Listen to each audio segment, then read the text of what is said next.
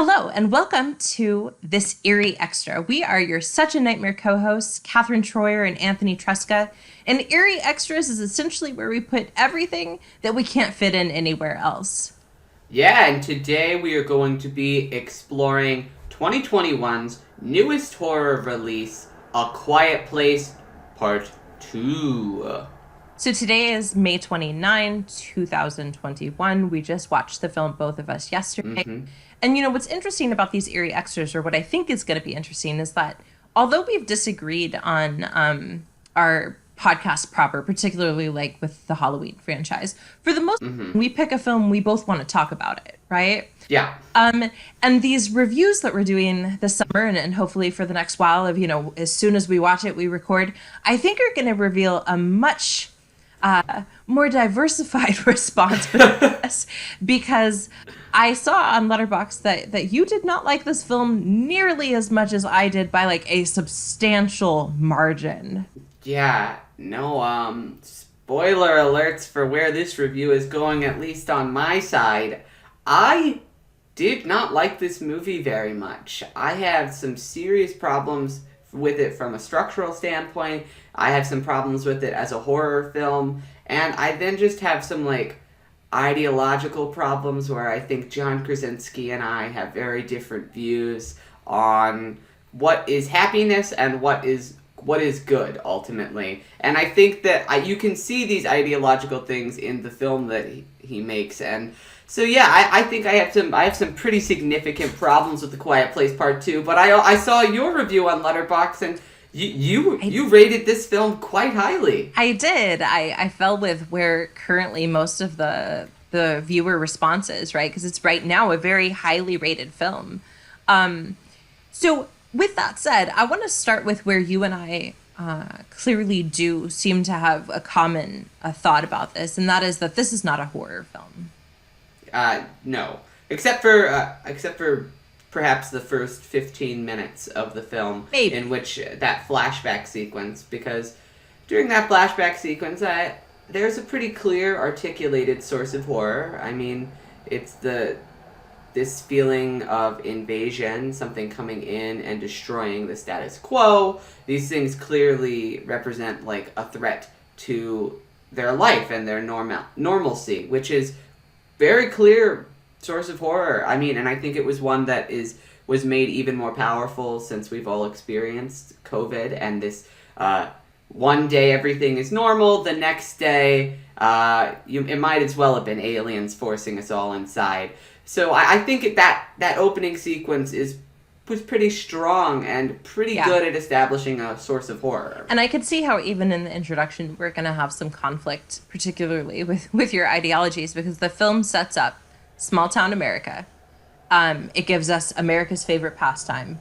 And baseball. And it shows us that small town America, that baseball, that community, that all of these things are sort of the best things possible, right? It really has a very beautiful,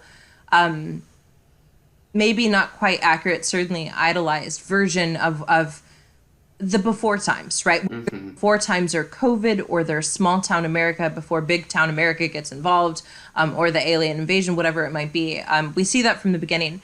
I don't know if I would say that the first 15 minutes are themselves even a horror film. I think it's an action sequence. I think, like you said, there is the brief articulation of a source of horror, but this is a coming of age story that just happens to have some death and destruction.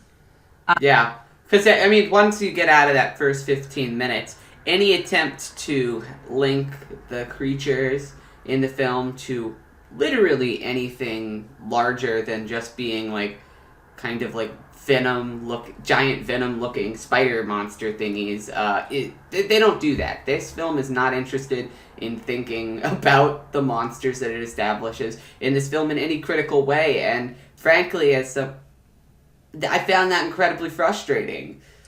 Yeah, so I think the problem is, really it goes back to issues of generic classification, right?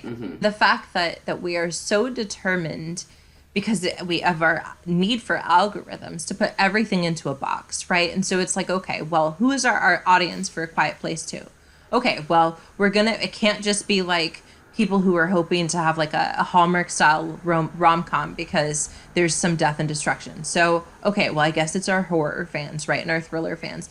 But the truth is that we could just be a little bit looser and say, you know what, you can have a coming of age film that happens to have some aliens in it. You can have a family drama or a family sort of slice of life that just happens to have that slice of life be about alien life forms. I think if we could just get more comfortable with what, honestly, like South America has gotten very comfortable with their concept of magic realism, right? If we get more comfortable with not needing to label everything, I think you probably would have had a lot less problems with this film, because you might still not have liked it, right? But you would have had less problems with it because you wouldn't have been looking for something that I don't think this film was ever promising to be.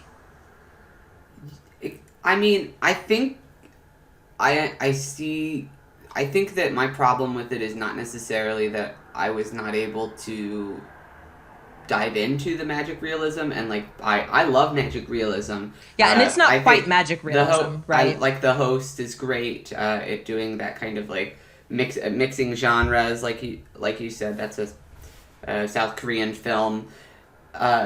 I think the problem with this is that it uses the trappings of the horror genre in an incredibly shallow way, in merely surface level manner. This movie has every horror trope that I hate.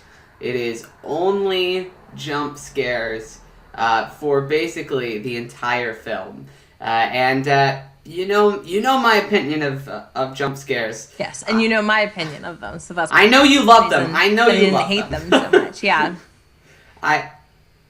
Yeah, so it's interesting because I was reading something about Krasinski and his cinematographer. He had a different cinematographer for this film. I can't remember her last name because you know that I don't understand names. But it was a female cinematographer. Her first name is Polly. And actually, the article was talking about the fact that their source of inspiration, at least in terms of visuals, was actually Westerns. And specifically... these modern day Westerns of True Grit, the newest one, There Will Be Blood, No Country for Old Men, and kind of having this like real intense, the close-ups and the sort of like beautiful landscape scenes. And so I guess for me, and this is surprising because you know I don't like it when films appropriate the cheaper elements of a genre, but for me, I really just felt like he just grabbed whatever felt appropriate, because I don't feel like he was trying to put this into a genre. It just happened to have some jump scares. It happened to have some Western, right? I mean, the man wearing the bandana, right? Like, I feel like he was just kind of pulling from multiple genres. Maybe he didn't do so effectively for you, but I guess because I didn't see this as a horror film at all, I didn't even think about horror tropes or elements after a certain point, because I realized that if I did, I was going to be disappointed, right? See, because it's not a horror film. I think that makes total sense. However, I think I had a slightly different reading of the kind of grab bag approach to filmmaking that Krasinski clearly employs here. It is clear that he is just picking elements that he has seen done in other films, and he is like, oh, I'll do that. It just felt very like mechanical in a sense that I was like, this whole thing comes off as incredibly insincere. It doesn't come off as, at least when I was watching, I was like, these elements, you've just like kind of taken all these other elements from better films that I enjoy more than this one, and you have crammed it into your narrative to make up for the fact that the story that you're telling in this film is incredibly weak and uninteresting. Because I found this new kind of the splitting up of it and the parallel storylines to be incredibly uninteresting and boring in a way that I did not find the first film to be. It sounds like I have no respect for Krasinski or his filmmaking. I liked the first film. I quite liked A Quiet Place Part 1. However, what I think the difference between A Quiet Place Part 1 and A Quiet Place Part 2 for me was, I think that you mixing some other genre elements and things from other films in the first movie worked so well when it was a single storyline that just had a lot of clear forward momentum, and it didn't allow them to kind of get distracted very much. It was very fast, it was very clear, and the action set pieces that were employed in the first Quiet Place, I thought were pretty interesting and well executed. However, when we got to this film and the splitting up of the storylines, I felt slowed the movie down a lot, and the set pieces it felt like there were technically more of them, but they were not anything different from what we had seen in the first one, and so I was kind of checked out. So I will say, I think I like a good chunk of A Quiet Place 1 better, in part because I appreciate that sort of, it's not a bottle episode, right? But it is in some ways, right? Because it's very confined. It kind of is. I mean, it's in that. It's mostly in that one space, single location of the home. They briefly go to the waterfall in the first one, and they go a little deeper into their woods. But you could just say the bottle is their entire little neck of the woods. So and no pun intended, but it's a quieter film in terms of like the gravity, right? Like you're kind of being weighed down. And so in A Quiet Place 1, there's that sense of just weight right upon you. That is not the second one. Now, that's interesting that you didn't like the parallel storylines, because I actually really liked that part. So for those of you that haven't picked up a film textbook in a while, that technique where he's going between the daughter's storyline, the mother's storyline, and the son's storyline is sometimes called cross-cutting as an editing technique. Sometimes it's called parallel editing.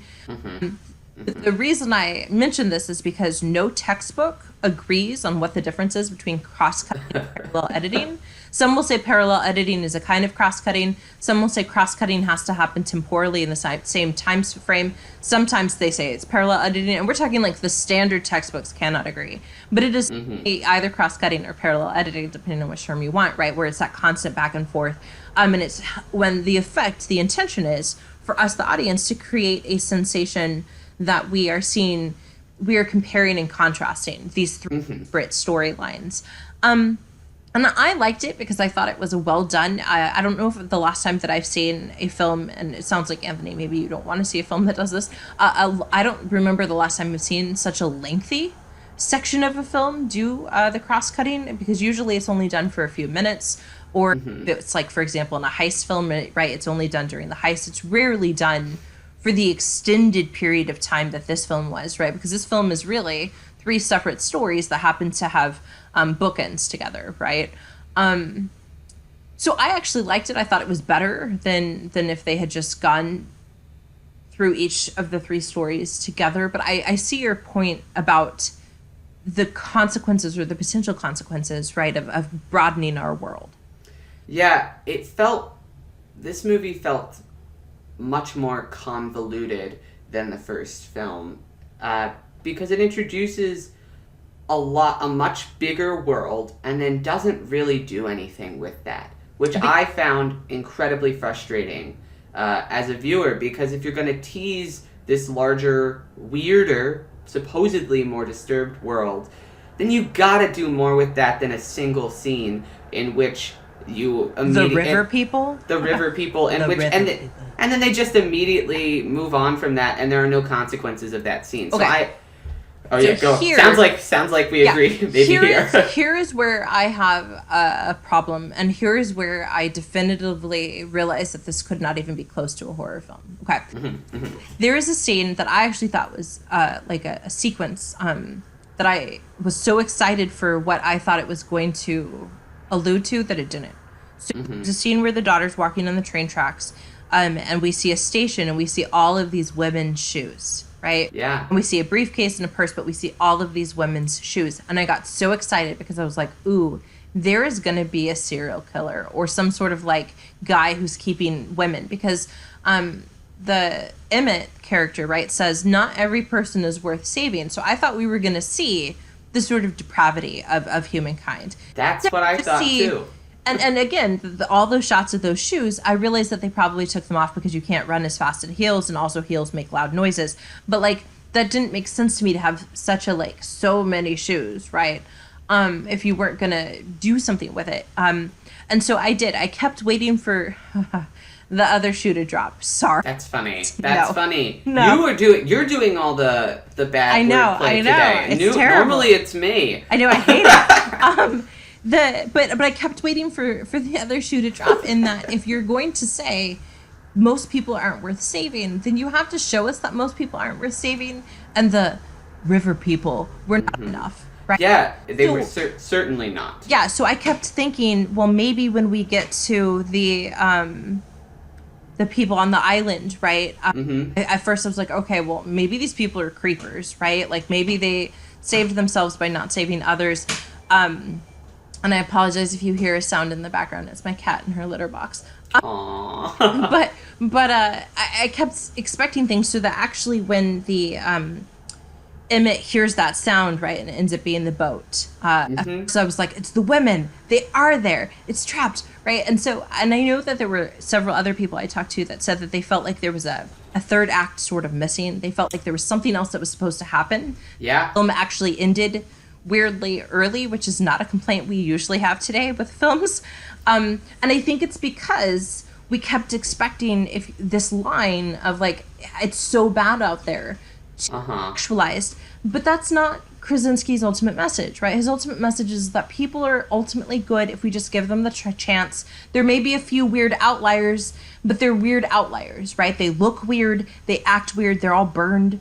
And they'll get their comeuppance, but at the end of the day, 99% of people are going to be good people, and they're going to want to help each other. And that's a hard, and that makes sense if you look at, like, he had that show during the COVID era, right? Which was all the good things that are happening in the world. That was what Krasinski gave us during COVID. So obviously, he's never going to be as jaded or as certain that we are the problem as I think you have to be for a horror film. Yeah, exactly. And I think that ultimately is where a lot of the problems, at least for me, viewing ideologically, are, is that John Krasinski never seems to be able to, at least really in this movie, develop on those ideas that he presents of, like, perhaps the world is bad. No, it immediately isn't. Yeah. Maybe I won't say the Cillian Murphy character was incredibly frustrating to me because they established a character that I had the potential to be very interested in. This character who clearly is like, I'm not going to do this. I'm not going to save anyone. There's nothing worth saving. But then he immediately just undermines everything he says and just helps her immediately. Because people are inherently good, right? That, I mean, I don't know if I 100% believe that. And I also don't know even if John Krasinski does believe that, if that means that the most interesting way for his film's narrative to progress is to honor that fact. I think it would have been much more interesting if there had at least been some moment where it's like, this character is going to honor that line. Either that or take the line out. I'm like, this movie could have been much more focused if it wasn't trying to do nearly as much. Because that scene with the river people was ultimately incredibly underwhelming. When they get to the island, that's the scene on the island was just so choppy, chopped to bits, and it felt like they didn't really even get to the core of what would be interesting about that interaction.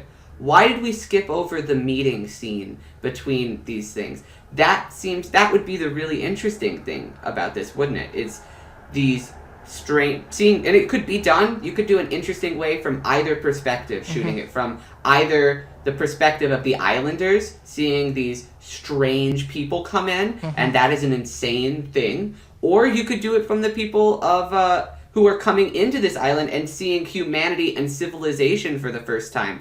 Instead, and I just kind of lost all hope for the movie when they just showed up to the island and then immediately cut to that long exposition monologue where the guy just kind of like I'm gonna now explain everything that happens instead of doing a scene here because I don't understand show don't tell. Well, yeah, I mean, so I appreciated the reminder that we are terrible creatures, right? When he was like, we all could have made it to the island, but we couldn't handle, taking turns. But yeah, I think you're right that some of the things that were more interesting got sacrificed. And to go back to the first 15 minutes, one of my favorite things is apocalypse stories in the moment, and that's almost always where they don't begin, right? Like Walking Dead Rick wakes up from a coma and it's already destroyed. But like, I find that so fascinating because I know without a shadow of a doubt that I don't have the ability to survive an apocalypse in the moment, right? Like I don't have that quick response. I don't do well in a crisis. And so it was kind of interesting to see like, how would this family who has 3 small children make it all the way back to their farm, and set up, all of these things. And same with the, like, it would have been more interesting to focus on these islanders, who I actually had a problem with, because I understand that you have to keep living. I understand that they may not realize that there's anyone else left alive, although they think there is because they're playing the music. But having a picnic, and that felt so inherently selfish. Instead of like celebrating life, it just felt like they were just being irresponsible, or not even thinking about everyone else. And so rather than seeing it as this like beautiful, good, it's so perfect, it felt like, you know what? How dare you be casually living your lives while our characters have been like barely hanging on. And so there was just, I think you're right, that there were moments that we were more interested in seeing than Krasinski was interested in showing us. Yeah, because this whole movie really is, at the core, is kind of a love letter to John Krasinski's character from the beginning, and that is established from that opening 15 minutes. And, honestly, the movie kind of works when he's still alive and he's still in it.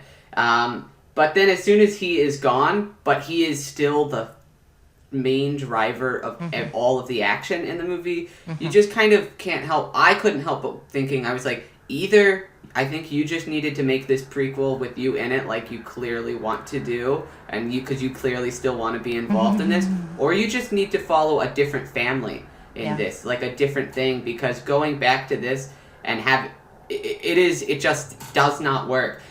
And you split up things, and the other storylines are just not as interesting. They sideline Emily Blunt to the C plot. Yeah, which is too bad, because one of the things that I do want to praise in this film is the acting.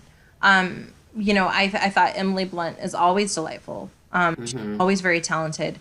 The little boy, I thought, was the best little squealer in the world. Like, he sounded so in pain when his foot got trapped. The actress who plays the daughter does such a good job. And I would like to say, again, it's so nice to have a film that has so much sign. And that does feel the need to like have...